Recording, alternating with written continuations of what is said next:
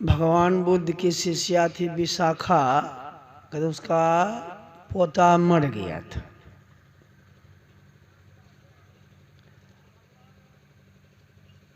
भगवान बुद्ध के पास गई, भींगे वस्त्र, बाल भींगा हुआ और छाती पीट कर कहती मेरा पोता मर गया।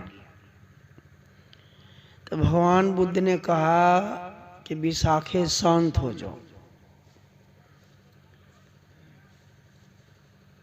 इस नगर में जितने लोग हैं उतने पोते मैं दे दूंगा, तब तो तुम बहुत सुखी हो जाओगे। भगवान जिसको जो 10 पोते की दादी होती है ना, वो घर घर कहती 10 पोता के दादी छी। यह नगरी इतनी बड़ी नगरी है, इतने पोते की दादी बन जाऊंगी जितने लोग इस नगर में हैं, तब तो सबसे ज्यादा मैं सुखी हो जाऊंगी। कहा ठीक है, इतने पोते में तुमको दूंगा।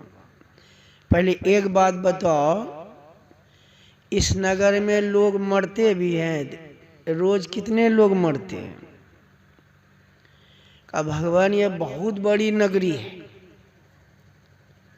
जिस दिन मरने वालों कम से कम लोग जिस दिन मरते हैं ना, उस दिन संख्या हो जाती है 40-50।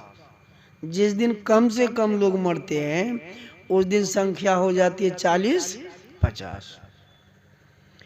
तो भगवान बुद्ध ने कहा इतने पोते की दादी बन जाओगे तो कम से कम रोज 40-50 पोते तुम्हारे मरेंगे। एक पोता को जला को आओगे, दूसरा पोता मरकर तैयार रहेगा। दूसरे को दफना के आओगे, तीसरा मर करके तैयार कर 40-50 न संख्या पूरेगा 24 घंटे में। या तुम्हारा बाल कभी सूख सकेगा वस्त्र? तो समझ गई कि भगवान मुझको एक भी पोता नहीं चाहिए। कहने का मतलब संसार की जिसको एक आसक्ति है उसको एक दुख है, और जिसको अनेकों आसक्ति है संसार की चाहना अनेकों दुख है, और जिसको कुछ भी चाहना नहीं, एक भी इच्छा नहीं, उसको एक भी दुख। ये दुख परिणामी सुख है। प्रिय सुख के बारे में जो सुन रहे थे, तो पुण्य कर्मों को करने से यही सुख मिलेगा, स्वर्ग में भी वही सुख है। और इन सुखों में तृप्ति नहीं है, शांति नहीं है। हम सत्संगी लोग रोज गाते हैं ना स्तुति में, मृगबार सम सब ही प्रपंचन, अब विषय सब दुख रूप है। यह माइक पदार्थ प्रपंच विषय सुख जो है मृगबार सम, मृग तृष्णा का जल के समान है। अब मृग तृष्णा जल के पीछे कोई दौड़ेगा तो प्यास बढ़ेगी कि घटेगी? मृगा दौड़ते दौड़ते उसी के पीछे मर जाता है रेगिस्तान में, इसलिए उसको मृग तृष्णा का जल कहा गया है। तो संत लोग कहते संसार का प्रिय सुख जो है, इंद्रियों के द्वारा जो सुख हम ग्रहण करते हैं विषय सुख, यह मृगबार सम, मृग तृष्णा का जल के समान है। अब इनके पीछे दौड़ने से भूख मिटेगी? जब मृग तृष्णा का जल के समान है तो उसके पीछे दौड़ने से प्यास बुझेगी नहीं और बढ़ेगी, और दौड़ते ही रहेंगे, प्यासे छटपटा के बढ़ जाएंगे मृगा की तरह। राजा ययाति अपने पुत्र की आयु को अदल बदल कर ले लिया अपने ससुर शुक्राचार्य से। अभी संसार के भोगों को भोगा नहीं हूँ, भोग लूंगा तो मर भी जाऊंगा तो चिंता नहीं, अभी तो भोगों को भोगा नहीं, वृद्ध हो गया बूढ़ा शराब से, इसलिए मेरी आयु में वृद्धि कर दी। सबसे छोटा पुत्र तैयार हुआ था अपनी जवानी देने के लिए पुरु नाम का, और शुक्राचार्य जी ने अदल बदल कर दिया। और पुत्र की आयु को प्राप्त कर 1000 वर्ष तक भोगों को भोगा, और 1000 वर्ष तक विषयों का भोग भोगने से भी राजा ययाति की न भूख मिटी न प्यास बुझी। बल्कि और भूख प्यास बढ़ गई। तो अनुभव किया इसमें शांति नहीं है, तृप्ति नहीं है। तो शुक्राचार्य जी के पास जाकर कहा मैंने अनुभव किया इन भोग पदार्थों में, विषय सुखों में तृप्ति नहीं है, शांति नहीं है। शेषाई जो मेरे पुत्र की बची हुई है उसको वापस कर दीजिए। एक प्रमाण है शास्त्र का। जब 1000 वर्षों तक भोगों से उसका पेट नहीं भरा, प्यास नहीं बुझी, तो हम लोगों को 100 वर्ष में तृप्ति मिल जाएगी। तो श्री राम के प्रजाओं को यही सुख प्राप्त था। तब तो कहा जो परलोक, यहाँ अगर यहाँ भी शांति होती उनकी प्रजा तो उपदेश क्यों देते? इसमें शांति नहीं है, प्रेम सुखों में शांति तृप्ति नहीं है। इसलिए जीवन में भी शांतिपूर्ण जीवन व्यतीत करना चाहते हो, शरीर छोड़ने के बाद शांति का ही धाम में जाना चाहते। शांति का धाम ब्रह्मलोक नहीं, सातों स्वर्ग भी नहीं, वहां तो और भोग ज्यादा है। गुरु महाराज जी कहते सातों स्वर्गों केर निवासी, दिव्य देव सब अमित विलासी। हम लोगों को सीमित भोग है, करोड़पति अरबपति होंगे, और वहां कहते असीमित भोग है। और विषय भोगों का संसर्ग से ही मन का रोग उत्पन्न होता है। जिस रोग के बारे में गुरु महाराज ने कहा शारीरिक रोग से मन का रोग विशेष घातक खतरनाक होता है। गुरु महाराज जी ने सत्संग जो सुधा में एक प्रवचन में एक मानस रोग चैप्टर है, कहा किसी का शरीर निरोग हो अब मन में रोग हो, मन में काम हो, क्रोध हो, लोभ हो, मोह हो, ईर्ष्या हो, तृष्णा हो, वो आदमी चैन से नहीं रहेगा, छटर पटर करेगा। इसके प्रतिकूल का किसी का मन निरोग हो, शरीर में भारी रोग हो जाए तो वो छटर पटर नहीं करेगा, वो शांतिपूर्ण जीवन व्यतीत करेगा। जैसे संतों का मन निरोग होता है, इसके मन में एक भी रोग खट विकार, 6 विकारों को ये जीते हुए होते हैं, मन में एक भी रोग नहीं। और कभी कभी ये संत क्या करते हैं, भक्तों के प्रेम के बस में होकर अपने भक्तों का भारी भारी शरीर का रोग अपने शरीर में ले लेते हैं। इनको जो हम देखते हैं कभी कभी शारीरिक व्याधियों में बरतते हुए संत को, रोगों में, इसके पीछे कारण यही होता है वो भक्तों के रोग को अपने ऊपर ये लिए है। रामकृष्ण के गले में कैंसर का रोग हो गया था अंत समय में। एक भक्त ने पूछा कौन सा पाप का फल आपके जीवन में, तो कैंसर का रोग हो गया। तो कहा तुम लोगों का पाप खाओ, तुम लोगों का पाप करने, भक्तों का पाप का दुख को मैं अपने ऊपर लिया। गुरु महाराज के गुरु बाबा साहब पकौड़ा खा रहे थे एक बार, वहीं जहाँ रहते थे मुरादाबाद में। तो 2 सज्जन इनके पास आए, एक लाला जी दूसरे ब्राह्मण, और दोनों को बहुमूत्र की बीमारी थी। दिन में 100 बार पेशाब होता था। दोनों ने अनुनय विनय किया, हुजूर बहुत कष्ट है, कृपा की जाए। तो प्रार्थना सुनकर संत दयालु होते ही है, जो पकौड़ा खा रहे थे कहा लो खा लो। तो ब्राह्मण 10 कदम पीछे हट गए, जूठा खाओ। और लाला जी श्रद्धा से लेकर खा गए, संत की प्रसादी मिल गई। और जैसे लाला जी पकौड़ा खाए उसी समय उनकी बीमारी खत्म हो गई। और इस बीमारी के शिकार बाबा देवी साहब स्वयं 3 दिनों तक रहे थे। उसी तरह दिन में 100 बार पेशाब होता था। तो लग तो रहा है कि संत को भी बीमारी हो गई कैंसर, दिन में 100 बार पेशाब। लेकिन यह शारीरिक पीड़ा इनको, शारीरिक रोग का दुख इनको व्यापता नहीं है,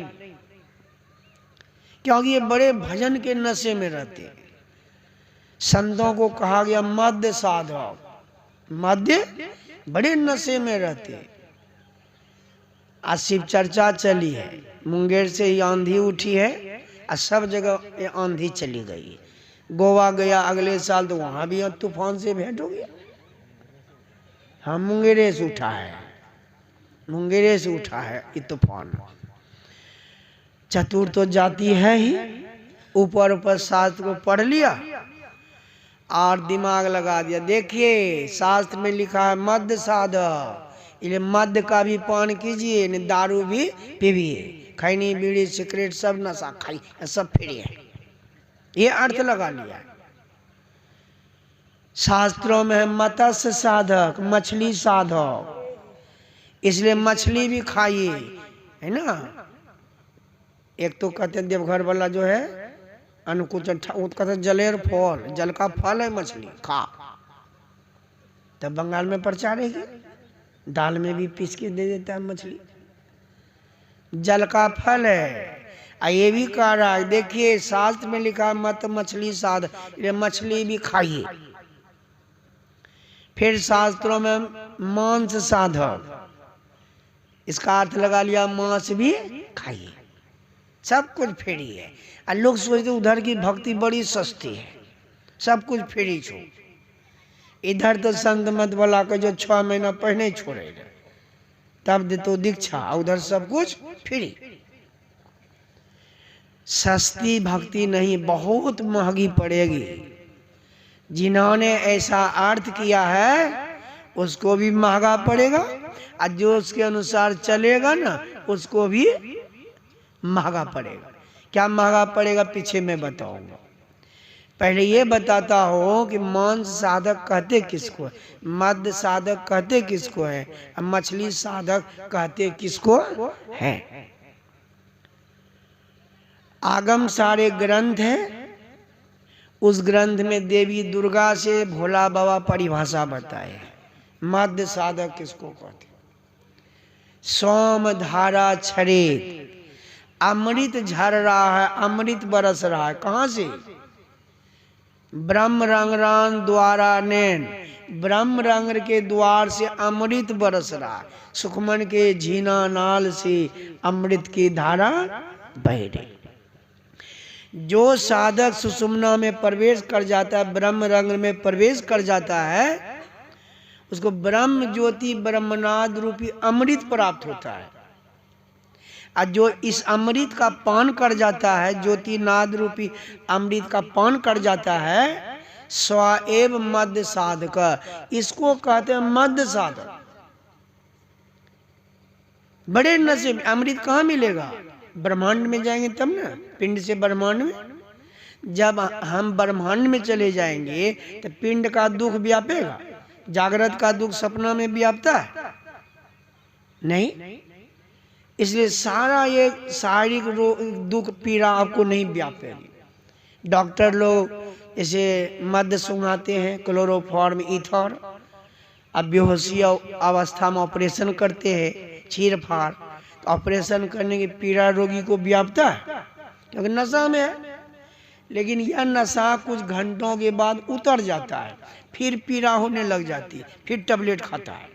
लेकिन जिनकी सूरत पिंड से ब्रह्मांड में चली गई और ज्योतिनाद रूपी अमृत का पान कर ली है, या नशा उसका कभी उतरता ही नहीं। 8 पहर झूमत ही बीते, डार दियो सब भारा, अभयाजी हरि रस पी। चौथा क्लास में अमीर खुसरो की 2 पहेली चलती थी।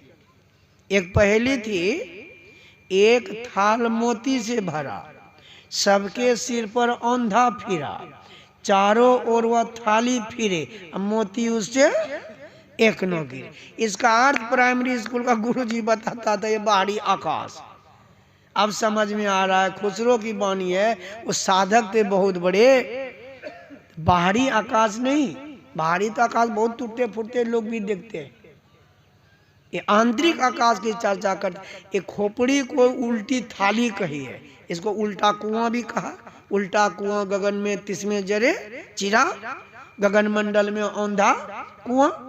इसको उल्टा कुआं भी कहा गया। अमीर खुसरो ने इसको उल्टी थाल कही है। जो इस उल्टी थाल में प्रवेश करता है साधक, है ना, तो जो बाहरी आकाश में देखते हैं सो सब आप आंतरिक आकाश में भी हम देखेंगे, यथा ब्रह्मांडे तथा पिंडे।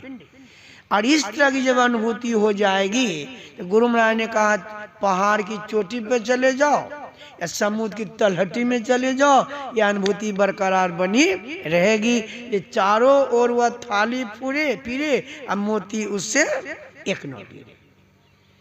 तो बड़े नशे में रहते, जिनकी सूरत ब्रह्मांड में चली गई तो पिंड का दुख उनको व्यापेगा नहीं। इसको कहते मध्य साधक। इसको कहा गया। देवी दुर्गा का भी एक नाम, चौथा नाम वेद ने रखा कुष्मांडा। नहीं, कुष्मांडा से मतलब कु का मतलब कुत्सित, दूषित, मलिन। उष्मा से मतलब है त्रिताप, दैहिक, दैविक और भौतिक। उष्मा का अर्थ ही होता ताप, यहाँ उष्मा से मतलब है त्रिताप, दैहिक, दैविक और भौतिक। अंड का मतलब होता पेट, उदर।